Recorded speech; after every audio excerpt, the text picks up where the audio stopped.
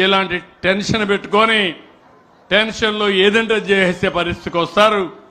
దీనివల్ల కూడా పెద్ద ఎత్తున సమస్యలు రాబోతున్నాయి. ఆధునిక యుగంలో ఈ సెల్ ఫోన్ కూడా పెద్ద స్ట్రెస్ ఉంటుంది. అందుకే నేను ఇంకొక మాట చెప్పాను. మొన్నే మీరు చూశారు, యోగా డే అన్నాం. 30 రోజులు అన్ని ఊర్లో మీ అందరికీ ప్రమోట్ చేశాం. ప్రపంచంలో గిన్నీస్ రికార్డు వచ్చింది. 3,20,000 మంది విశాఖపట్నంలో తెల్లవారితో 5 గంటలకు వచ్చి యోగా చేశారంటే అది ఈ ప్రభుత్వం ప్రమోట్ చేసిన విధానం అని మరొకసారి మీ అందరికీ విజ్ఞప్తి చేస్తున్నా. యోగాకు ₹1 ఖర్చు లేదు. కానీ మన ఆరోగ్యం స్ట్రెస్ బరస్ట్ ఇదవుతుంది. ఎప్పటికప్పుడు మనందరికీ కూడా గుర్తుపెట్టుకోవాలి. తొందరలోనే నేను ఒక సంజీవిని ప్రాజెక్టును ప్రారంభిస్తున్నాను. యూనివర్సల్ హెల్త్ తీసుకొస్తాను. ఆ యూనివర్సల్ హెల్త్ లో చిన్న పెద్ద తేడా లేకుండా, ధనిక పేద తేడా లేకుండా అందరికీ 2.5 లక్షల రూపాయలు ఇన్సూరెన్స్ చేయించే బాధ్యత మేము తీసుకుంటాం. ఆ తర్వాత పేదవాళ్ళందరికీ ఎన్టీఆర్ వైద్య సేవ కింద 25 లక్షల వరకు డబ్బులిచ్చే బాధ్యత కూడా తీసుకుంటాం.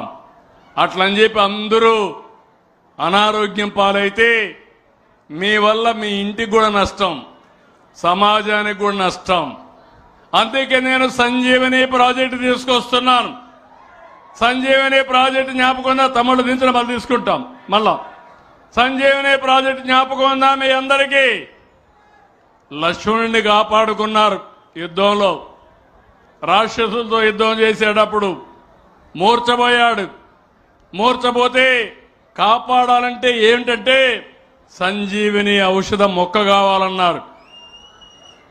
అప్పుడు ఎవరు తెస్తారంటే హనుమంతుడిని తెస్తానని వెళ్ళాడు. వెళ్ళిన తర్వాత ఆయనకు తెలియకపోతే ఆ పర్వతాన్ని తీసుకొచ్చాడు. ఆ పర్వతంలో ఉండే సంజీవిని మొక్క తీసుకుని లక్ష్మణుడు చూపిస్తే అప్పుడు స్పృహ వచ్చింది. అంటే లక్ష్మణుడిని కాపాడారు.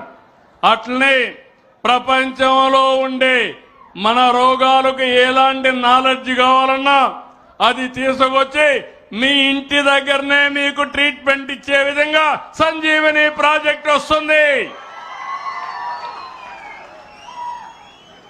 ఇది ప్రపంచంలోని కుబేరుడిగా ఉండే బిల్ గేట్స్ కూడా అదే మాదిరిగా రియల్ టైం హాస్పిటల్కి రాకుండా ఇంటి దగ్గరే ఉండి మిమ్మల్ని మానిటర్ చేసే విధానం, అవసరమైతే హాస్పిటల్కి వస్తే సమర్థవంతంగా ట్రీట్ చేసే మెకానిజానికి తొందరలోనే శ్రీకారం చుడతాం.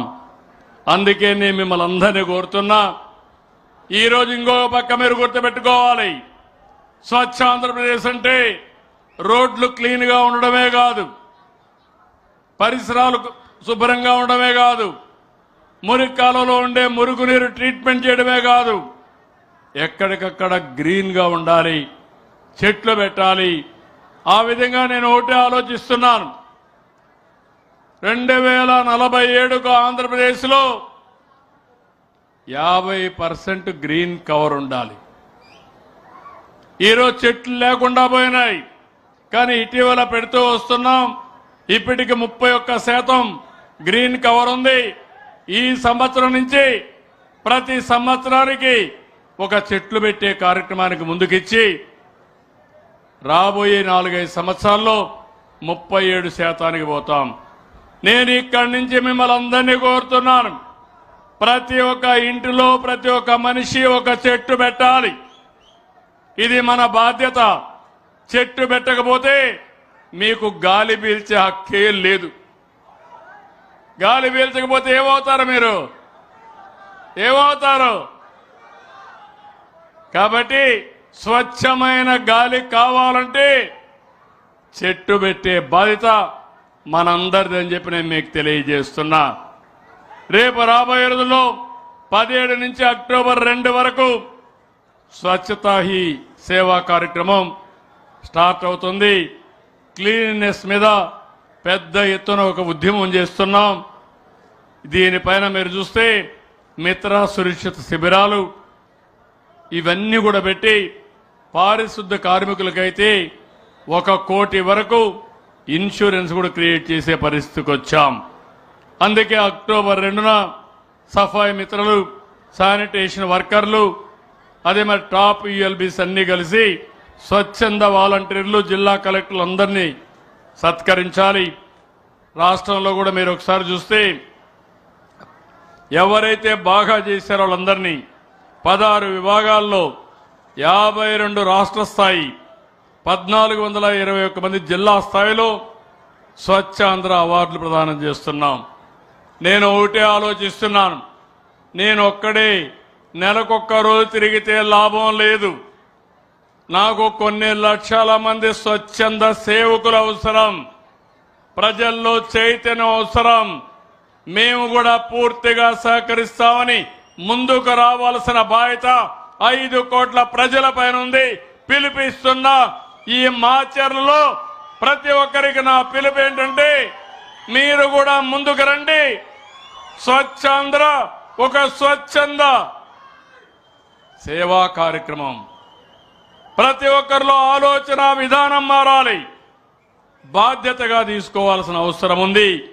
అప్పుడే ఇది సాధ్యమని చెప్పి నేను మీకు తెలియజేస్తున్నా. అందుకే ఈరోజు ఈ కార్యక్రమంలో ఇక్కడికి వచ్చినప్పుడు చాలా వరకు ముందుకు పోతున్నాం. ఇక్కడనే మాచర్ల మోడల్ మున్సిపాలిటీగా బ్రహ్మానంద రెడ్డి గారు ఉన్నారు. ఆయన ఆధ్వర్యంలో, ఎంపీ ఆధ్వర్యంలో తొందరలోనే మాచర్ల ఒక ఆదర్శ మాచర్లగా తయారు చేసే బాధ్యత, ఒక మోడల్ మున్సిపాలిటీగా తయారు చేసే బాధ్యత మనందరిది. ఇంటి దగ్గరే తడి పొడి